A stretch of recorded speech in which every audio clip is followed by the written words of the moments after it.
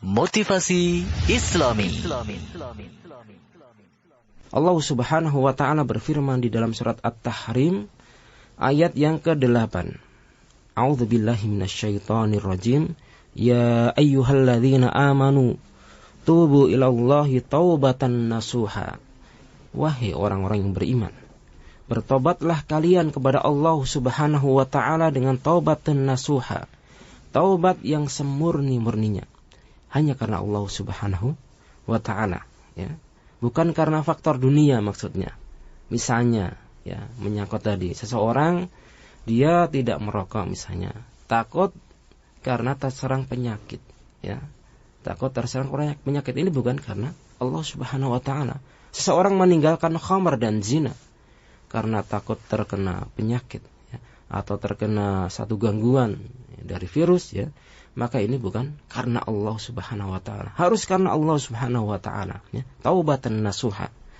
Kemudian para pendengar yang beriman, Imam Ibnu Katsir rahimahullahu ta'ala, ya, menjelaskan makna taubat yang tulus atau taubatan nasuha.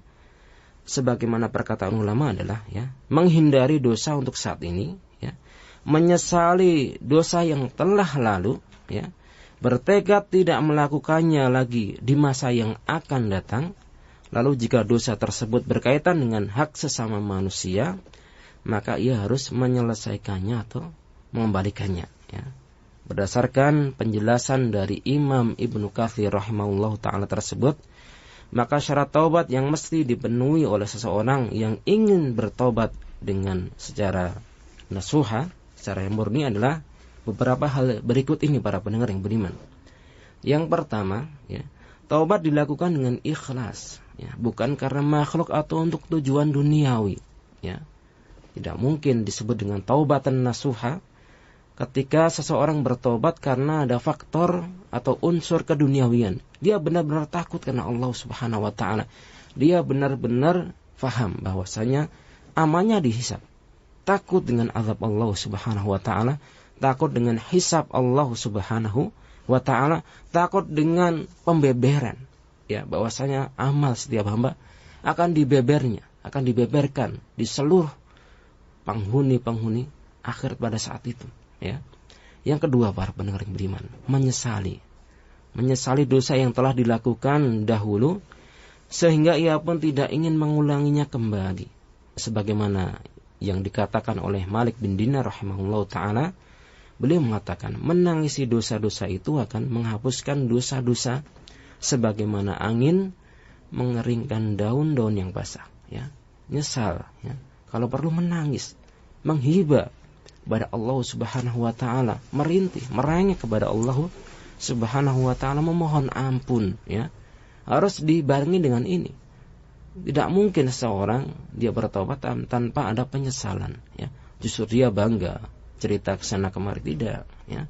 Harus ada penyesalan bahwa hal tersebut merupakan satu kekhilafan kepada Allah Subhanahu wa ta'ala.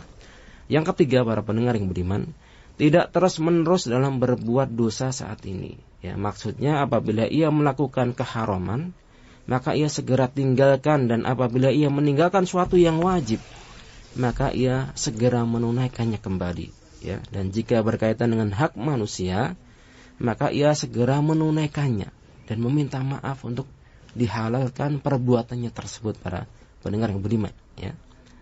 Jadi tidak diteruskan, ya, tidak diteruskan berusaha untuk apa? Membendung, ya, keinginan jiwa untuk berbuat hal yang serupa atau dosa yang serupa, ya. Kemudian para pendengar beriman yang keempat, ya, bertekad untuk tidak mengulangi dosa tersebut di masa yang akan datang, karena jika seorang masih bertekad, ya, ada niat, wah, nanti akan saya ulangi kembali, ya, kalau ada kesempatan, ini tidak disebut dengan taubat nasuha. Yang kelima, taubat dilakukan di waktu diterimanya taubat, sebelum datang ajal, ya, sebelum datang ajal, insyaallah taubat masih diterima Allah Subhanahu wa ta'ala, atau sebelum datang hari kiamat secara umum, maka taubat akan diterima oleh Allah Subhanahu wa ta'ala jika syaratnya terpenuhi. Kemudian para pendengar yang berbahagia, perbanyak doa. Di antara doa yang dianjurkan untuk meraih taubatan nasuha, sebagaimana yang lakukan oleh atau diajarkan Nabi Shallallahu Alaihi Wasallam kepada Abu Bakar As-Siddiq radhiyallahu taala anhu. Beliau pernah mengajarkan sebuah doa para pendengar yang beriman yang dirahmati Allah Subhanahu wa taala. Beliau berkata, "Allamani du'aan ad'u bihi fi sholati." Rasulullah sallallahu alaihi wasallam mengajariku sebuah doa yang hendaknya aku baca ketika di dalam salat, ya, seperti di dalam sujud, ya, seperti di akhir salat, ya. Itu dibolehkan, ya. Bukan ketika berdiri, ya. Bukan ketika berdiri ketika membaca Al-Fatihah dan surat, bukan, ya. Ada tempatnya maksudnya. Apa yang diajarkan oleh Nabi Shallallahu Alaihi Wasallam? Beliau mengajarkan kul, katakanlah atau berdoalah, Allahumma inni zalamtu nafsi zulman katsira. Ya Allah, sesungguhnya aku telah berbuat kezaliman dengan kezaliman yang banyak, ya. Dan setiap dosa itu merupakan bentuk kezaliman, ya, dan lahir dari kejahilan, ya. Jadi setiap orang yang berbuat dosa itu jahil, ya. Jahil di dalam masalah ini, walaupun dia banyak menghafal ini dan itu, ya. Ketika dia berbuat maksiat, ya, maka pada dasarnya dia adalah jahil. Jahil atau bodoh dengan balasan, ya, dari Allah Subhanahu wa taala, dengan hukum-hukum Allah Subhanahu wa taala, sehingga dia menerjang, ya. Allahumma inni zalamtu nafsi zulman katsira wa la yaghfiru dzunuba illa anta. Tidak ada yang bisa mengampuni dosa-dosa kecuali Allah Subhanahu wa taala. Tidak ada surat pengampunan dosa dari manusia. Hanya Allah Subhanahu wa taala Al-Ghafur yang Maha memberikan taubat, At-Tawwab yang Maha memberikan taubat, yang Maha memberikan ampun. Hanya Allah Subhanahu wa taala. Tidak ada manusia yang bisa mengampuni dosa-dosa manusia, dibebaskan dengan surat pembebasan taubat. Tidak. La yaghfiru dzunuba illa anta. Hanya Allah Subhanahu wa ta'ala saja. Faghfirli maghfiratan min 'indik. Maka ampunilah dengan ampunan darimu ya Allah Subhanahu wa ta'ala. Warhamni, dan rahmatilah diriku, innaka antal ghafurur rahim. Sesungguhnya engkau Maha Pengampun lagi Maha Penyayang.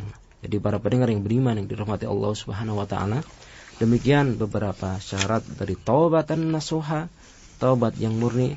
Begitu juga doa yang hendaknya kita baca agar Allah Subhanahu wa taala menjadikan kita orang-orang yang benar-benar bertobat karena Allah dan mendapatkan ampunan dan rahmat dari Allah Subhanahu wa taala. Wallahu taala alam.